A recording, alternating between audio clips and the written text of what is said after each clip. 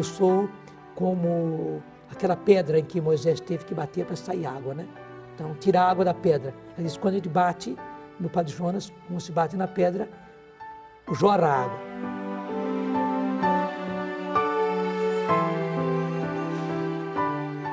Eu disse uma vez numa palestra e alguém colheu a frase e me deu de presente num bordado. É a minha vocação se alicerça na firmeza e na honradez do meu pai. Se houve alguém que viveu antes de mim, é melhor do que eu, aguenta firme, meu filho, foi meu pai.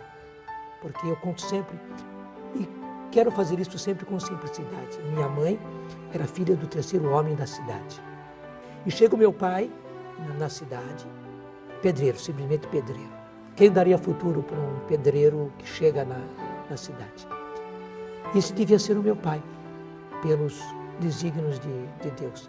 A maior construção do meu pai fui eu mesmo, junto com os meus irmãos. Eu não me ponho acima, mas a melhor construção do meu pai, para mim, claro, fui eu, né? E daí toda a canção nova. Meu pai é um grande exemplo, meu pai foi um grande construtor. Ele construiu a minha vocação. Eu só posso dar graças a Deus por aquilo que meu pai é. A têmpera que eu tenho também eu devo ao meu pai. A linda construção ele fez para Deus, ele fez para a nação, ele fez para a saúde brasileira, tão sofrida. Ele fez para a igreja. A mais linda construção da igreja que ele fez, para a igreja que ele fez, chama-se Padre Jonas Habib, que chama-se Canção Nova.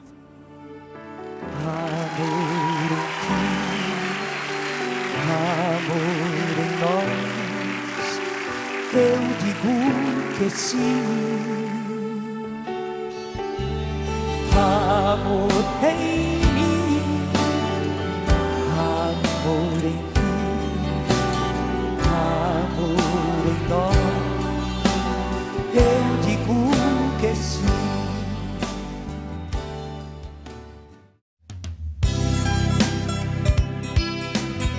A coisa mais linda que a Canção Nova deu para a igreja foi homens e mulheres vivendo em sadia convivência. A coisa mais linda que a Canção Nova deu a mim, Padre Jonas, foi homens e mulheres vivendo em sadia convivência. Isso vem de uma intuição da minha mãe. Minha mãe me chamou uma vez na cozinha. Interessante, as grandes conversas com a minha mãe aconteceram sempre na cozinha. As grandes conversas com meu pai aconteceram no quarto, sentado na cama. E minha mãe me chamou na cozinha e me pôs sentado, era assim. E eu ficava sentado, ela não. Ela ficava andando pela cozinha, mas eu sentado. E ela disse para mim, você nunca conviveu com as suas irmãs. Quando você foi para o seminário, sua irmã, a primeira, a Maria, ela estava no berço. Todas as outras nasceram, você já estava no seminário.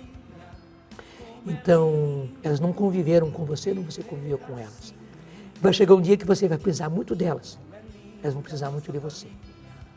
E se elas não forem suas irmãs, se você não for irmão delas, como é que vai acontecer? Então ela diz que você precisa aprender a tratar muito bem as suas irmãs. Você precisa conquistar o tempo que você não teve com elas, para que elas sejam suas irmãs e você seja o irmão delas. Eu entendi perfeitamente, eu fui fundo e caprichei em tratar muito bem as minhas irmãs. Minhas irmãs sabem, elas podiam estar aqui e testemunhar como eu fui muito carinhoso com elas. Eu aprendi a viver com irmãs. Eu acho que a lição da minha mãe foi maravilhosa, porque daí eu aprendi a conhecer, entender a psicologia da mulher, o que é a mulher, o jeito diferente da mulher e como é que um homem deve tratar uma mulher. Hoje o feminino na Canção Nova é uma riqueza e jovens e adultos, homens e mulheres, vivendo em sadia convivência, foi a coisa mais linda para a minha vida, né? Porque eu hoje sou muito mais maleável, eu tenho têmpera, mas ao mesmo tempo eu sou muito maleável, eu sou barro mole nas mãos de Deus e nas mãos do povo. E quem fez isso foi justamente a minha comunidade. Foram os homens e as mulheres vivendo em sadia convivência e fizeram isso para mim. E a maior contribuição da Canção Nova para a igreja é isto. Hoje é uma coisa até comum, mas homens e mulheres vivendo, mas vivendo mesmo em sadia convivência é uma novidade nova. Como é linda nossa família, Como é linda nossa família, como é lindo encontrar você.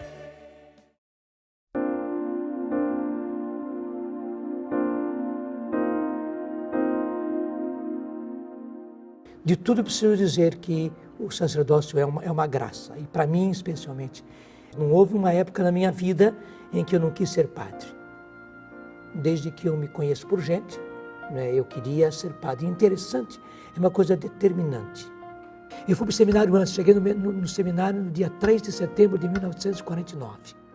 No dia 22 de novembro daquele ano, era a festa de Santa Cecília, na hora da bênção do Santíssimo, que foi um dia inteiro de festa.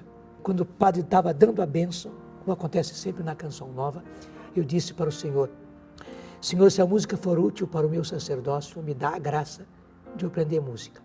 Eu conto sempre que eu era gago, mas eu queria ser padre. E como é que eu podia ser padre e gago? Foi uma luta. Eu me lembro que eu pegava um livro na mão e ficava lendo nos pátios do Colégio São Manuel. Eu também aprendi que quem é gago não gagueja quando canta. Então eu pegava um livro, ou de gregoriano, canto gregoriano, ou de música polifônica, e ficava cantando com as notas. Sol, lá, sol, mi, sol, lá, sol, mi. Para quê? Porque eu queria ser padre, eu não podia ser gago.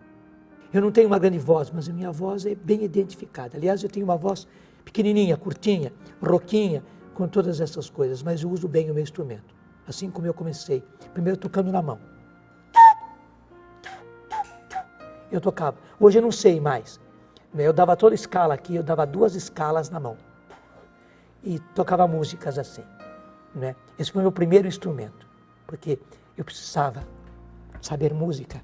Logo depois, eu estava entrando na banda, porque abriu-se vagas na banda de música, eu fui lá tocar requinta, fui aprender. E logo em seguida foi o coral e eu fui cantar já para o Natal. Faltava um pouco mais de um mês para o Natal. Precisava de reforço para o coral no Natal. Lá fui eu fazer parte do coral, né, e nunca mais saí do coral. O próprio padre Júlio Comba, que foi o meu mecenas, né, porque ele me viu tocando na mão. O padre Júlio Comba sempre se engana, dizendo que eu estava tocando uma flautinha. A flautinha foi depois. Né? A banda estava tocando e eu tocava as músicas da banda na mão. Né? Ele ficou prestando atenção. Né? Eu nem notei. Ele disse: esse menino tem jeito para música. Eu não fazia ideia, né, do que Deus... Aliás, se soubesse, né, eu sairia correndo. Eu não imaginava. Deus foi muito mais longe do que eu podia imaginar. Eu só posso dizer sempre, né? E para isso já se tornou lema: isto é obra de Deus. É um milagre aos nossos olhos. Deixa tuas redes, deixa teu lar, deixa teus campos, deixa por mim, meu operário, eu te farei, irmão e amigo, eu te serei. Eis-me, Senhor, tudo deixei por ti, Senhor. Senhor, meu amigo, assim, lado a lado. Eu conto sempre que eu também sempre quis ter uma família. E não era uma família qualquer. Mas ao mesmo tempo eu queria ser padre. Isso não eram duas coisas dentro da minha cabeça. É interessante isso. Talvez por uma influência genética, né? Meu avô é do rito oriental, embora meu avô foi somente até o diaconato. Ele não tornou ser sacerdote porque veio para o Brasil. Mas interessante, eu queria ter uma grande família, uma boa família, onde eu tinha certeza que eu seria um ótimo pai. Tudo aquilo que eu entendo por pai, eu podia ser. E claro, porque eu podia ser, eu queria. A minha família era assim, né? A pobreza, a dificuldades, os problemas enfrentados, nada disso era obstáculo. Né? Na minha família eu estava no meu chão, né? Na minha família eu estava no meu habitat. Ali eu vivia. Não é que eu não vivesse no seminário, não é que eu não vivesse na casa religiosa, mas ali eu estava. no meu habitat. Então, era uma dureza ter que sair. Ainda bem que a minha família é daquele jeito, né, que a gente vai se despedindo, depois vai para a porta, depois sai da porta e a conversa continua. Em casa ainda havia uma escadinha, né, a gente conversava na escadinha, né, depois descia a escadinha, ainda tinha uma parte do quintal para chegar até o portão. Eu queria ser padre. Né, e eu diria, como São Paulo diz, ai de mim se não for padre, né? Era uma coisa mais forte do que eu, era do interior, né?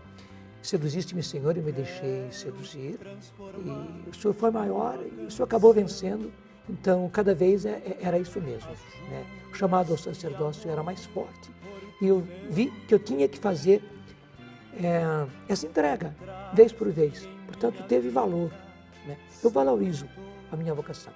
A minha vocação tem preço. Ela custou, em primeiro lugar, a minha entrega total. Né? Quando eu canto, tudo te entreguei, nada me restou, livre eu fiquei para te amar. Meu Deus, não era qualquer coisa, era verdade. Eu tive que entregar a minha família, eu viver com a minha família, com meu pai, com a minha mãe, estar com eles. Né? Custou tudo isso. Isso para mim era caro, era muito caro. Né? Tem um alto preço. Eu valorizo muito a minha vocação. Claro, depois a gente vê que tudo que a gente deu é quase nada em comparação com aquilo que recebe.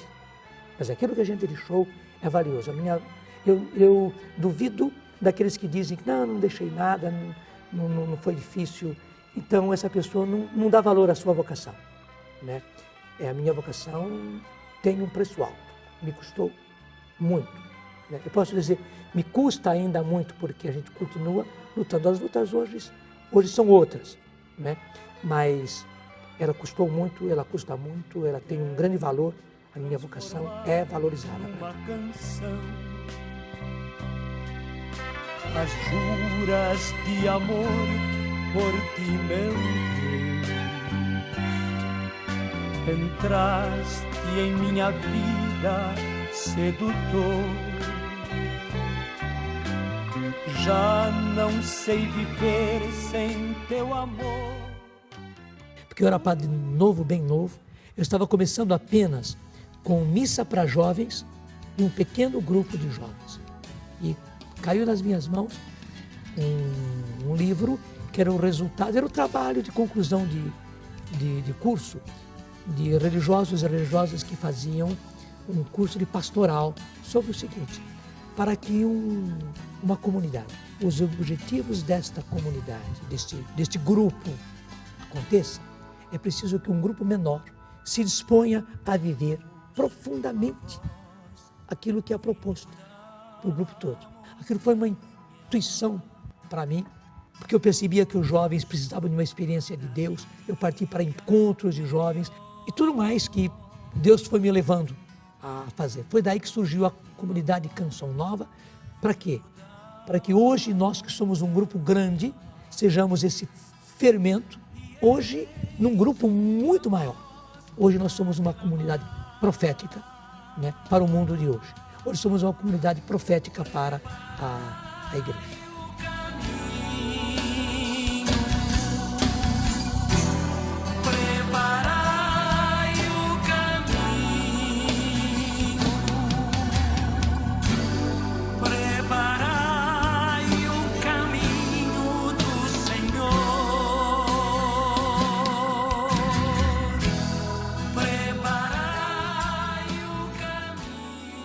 Justamente no dia 2 de novembro de 1971, que eu tive a graça do batismo no Espírito Santo.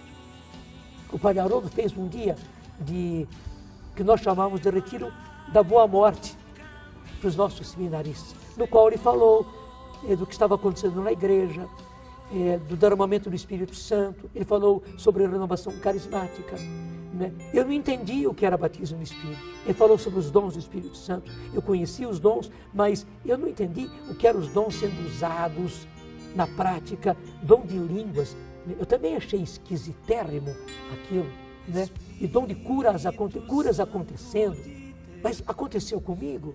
E o Padre Haroldo simplesmente no final do dia impôs as mãos nos outros padres e em mim também. E porque eu desejei do fundo do coração, está aí a diferença. Eu quis do fundo do coração. No outro dia, eu era outro homem.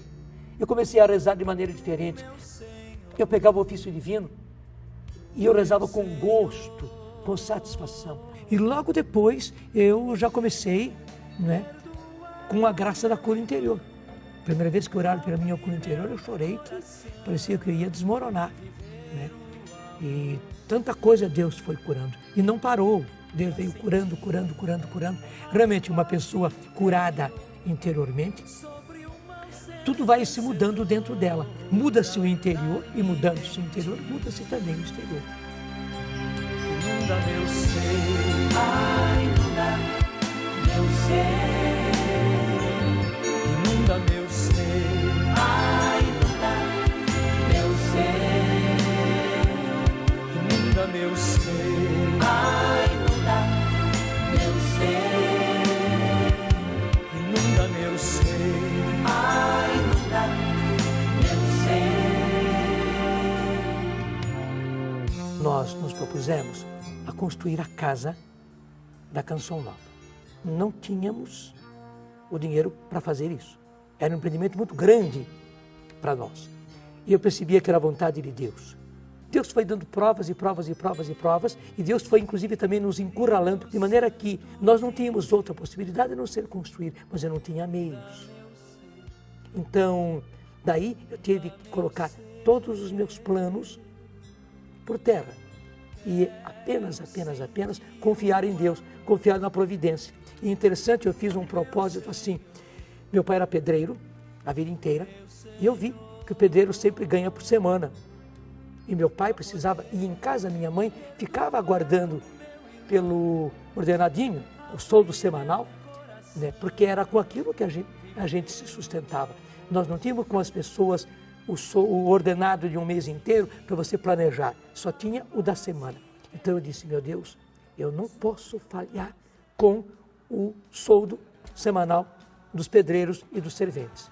Então eu preciso que todas as semanas o Senhor nos dê, pela sua providência, o necessário para pagar os pedreiros. Pode talvez a gente ficar com conta com o cimento, com o tijolo, com a pedra, com isso, com aquilo, mas com eles eu não posso, porque inclusive com meu pai eles são pobres, precisam. Foi uma aventura maravilhosa. Nós não tínhamos nada no começo da semana, durante a semana a gente não tinha nada, né? E no final da semana nós sempre tínhamos. Deus foi me formando assim. Unamos nossas mãos, irmãos. Unamos nossas mãos, irmãos. Unamos nossas mãos, irmãos.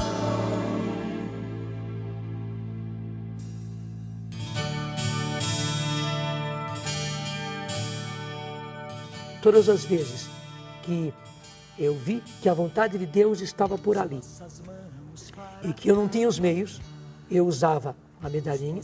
Nossa Senhora maravilhosamente fazia com que os meios surgissem, chegassem e a coisa acontecesse. É uma confiança em Nossa Senhora, porque ela viveu da providência. Colocar a medalhinha é essa, Nossa Senhora, eu confio, né, que a Senhora, assim como viveu da providência, né, está vendo agora o nosso aperto. A Senhora vai intervir e vai buscar os meios para nós chegarmos lá onde Deus quer que nós cheguemos. Silenciosa, ó Maria, guardavas tudo, meditando com muito amor. Eu estava viajando de Lorena para Queluz, justamente na festa de Cristo Rei, do ano de 1977, porque ia começar o encontro naquele fim de semana. Durante aquela viagem, Deus toca o meu coração assim, de maneira inusitada, né, de eu fazer a proposta, quem está disposto a deixar a sua casa, seu trabalho, seus estudos, até mesmo o seu namoro, para vir viver em comunidade. Deus me inquietou aquela viagem inteira. É a mesma sensação de quando me propus começar com os encontros de jovens.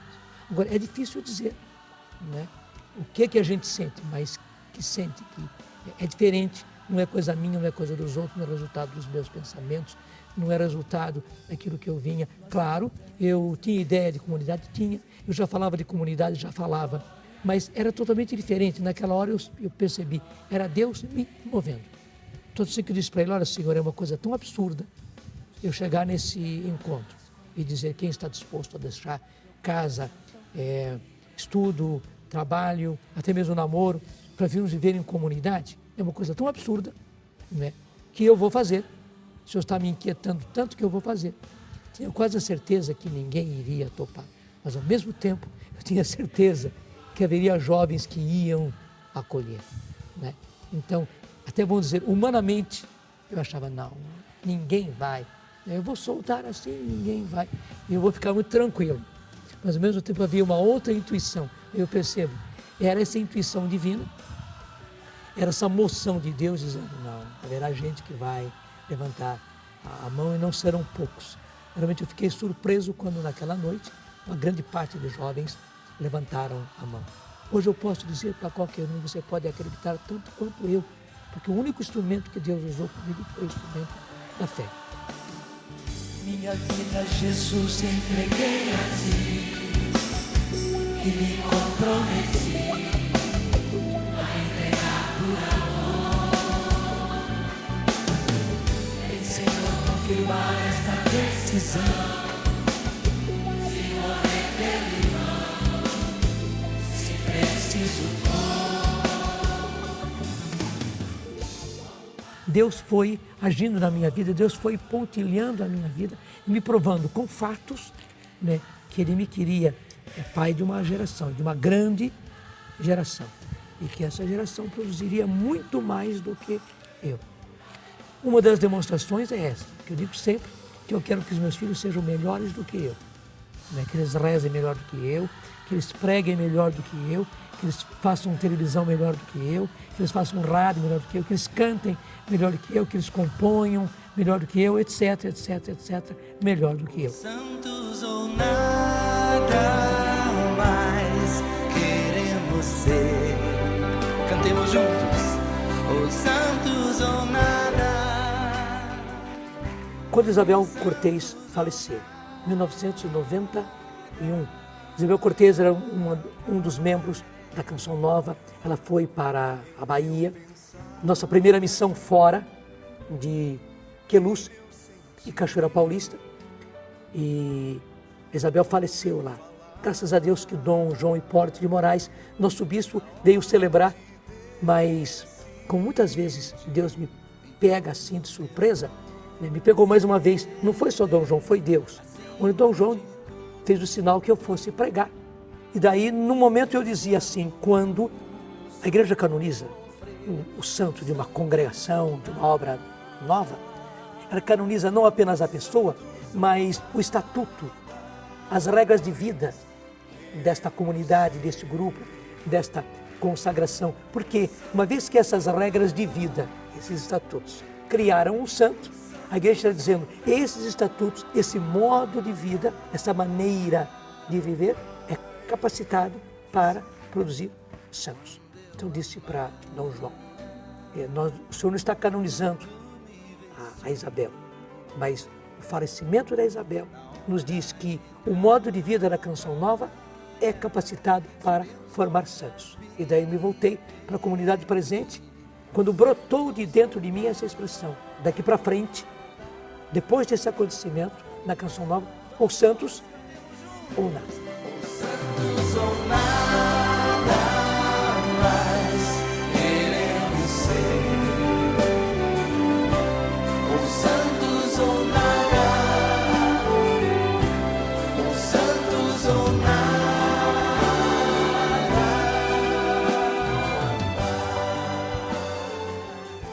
Eu quero ser uma Bíblia, onde as pessoas leiam, inclusive na minha vida, não só na minha pregação, onde as pessoas leiam na minha vida, né, talvez a Bíblia que eles não tenham. Eu quero que qualquer pessoa, mesmo sem ser cristã, seja o que for, né, que veja em mim, que veja na minha vida, que veja no meu comportamento, né, que veja o que está na palavra de Deus. Eu quero ser a Bíblia que talvez as pessoas não tenham e que nunca tenham lido. Vai falar por mim.